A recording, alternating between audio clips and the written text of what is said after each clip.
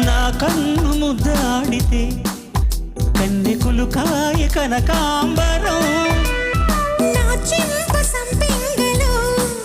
కెంపు రంగాయ తొలి సంబరం ఎన్ని పొంగులో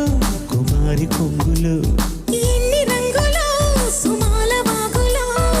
ఎన్ని పొంగులో కుమారి కొంగులో ఎన్ని రంగులో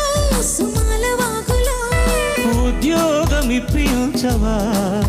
సోకు ఉద్యానవనమాలిగా జీతమియ్యగా లేత వన్నెలే చెల్లించుకోనా కొత్త కొత్తగా ఉన్నది స్వర్గం ఇక్కడే అన్నది కోటి